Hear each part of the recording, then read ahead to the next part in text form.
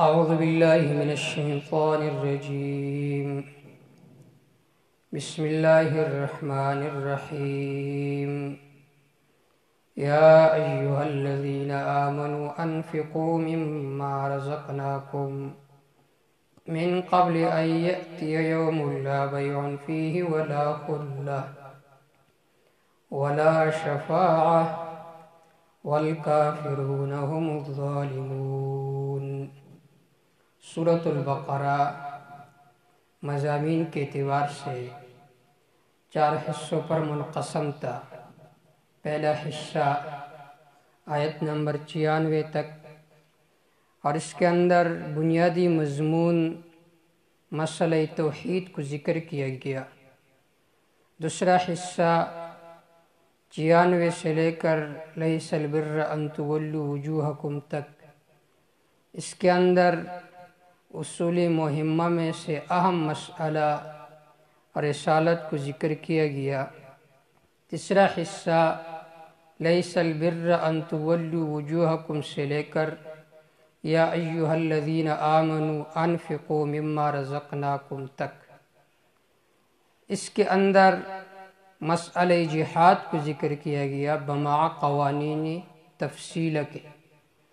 یا ایہا الذین آمنوا انفقوا مما رزقناکم، یہاں سے حصہ رابع ترغیب الی الانفاق.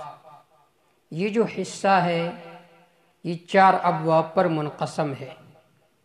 پہلا باب آیت نمبر 260 تک ہے. اس کے اندر اولاً ترغیب الی الانفاق، پھر مسئلہ توحید، پھر جنہوں نے مسئلہ توحید کو مانا انہیں اصحاب الرشد کہا جاتا ہے، اور جنہوں نے نہیں مانا انہیں اصحاب الغی کہا جاتا ہے. تو اصحاب الرشد کے مثالوں کو ذکر کیا اور اصحاب الغی کے مثالوں کو ذکر کیا. یہ آیت نمبر 260 تک مثل الذین ينفقون اموالهم فی سبیل اللہ، یہاں تک. دوسرا باب مثل الذین ينفقون اموالهم سے لے کر آیت نمبر 274 تک، آیت نمبر 274 تک. اس کے اندر بنیادی طور پر چند مضامین کو ذکر کیا گیا. یہ الذین فلہم اجرہم عند ربہم ولا خوف علیہم ولا هم یحزنون تک، یہ دوسرا باب ہے. اس کا خلاصہ یہ ہے کہ اس میں 4 مثالوں کو ذکر کیا للانفاق، اور انفاق کے لیے 5 شرائط کو ذکر کیا. 2 ان شرائط میں سے سلبی ہے کہ انفاق میں من نہیں ہونا چاہیے، اذا نہیں ہونا چاہیے، اور 3 شرائط ثبوتی ہے. پھر 6 امور کو ذکر کیا جن کا تعلق ہے انفاق کے ساتھ. یہ آیت نمبر 274 تک.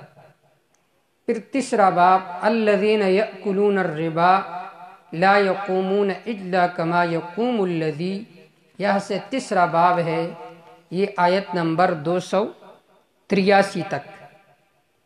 پھر للذین ما فی السماوات و ما فی الارض، یہاں سے چوتھا باب ہے آخر تک.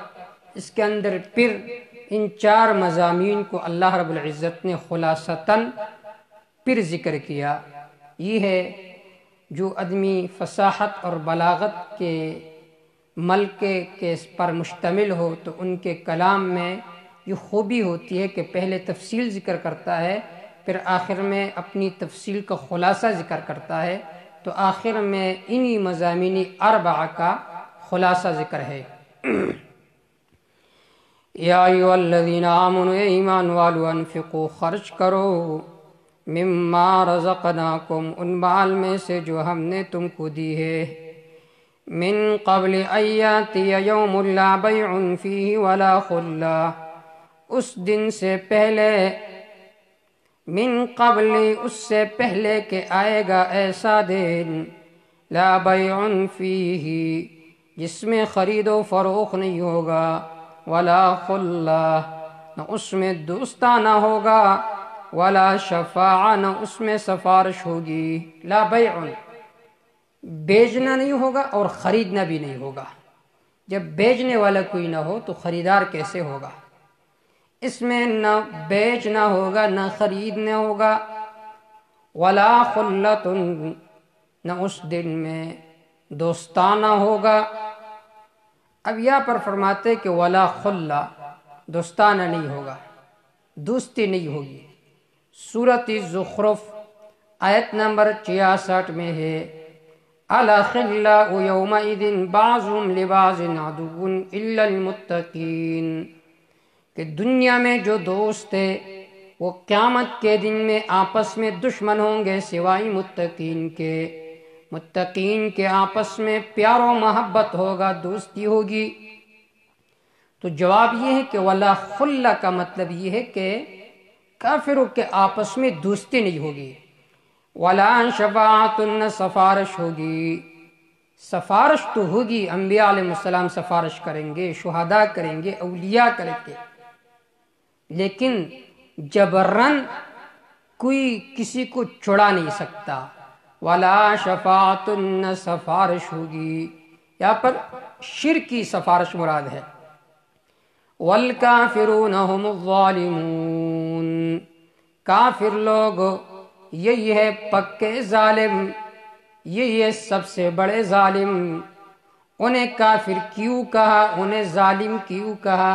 اس لیے کہ انہوں نے مسئلہ توحید سے انکار کیا۔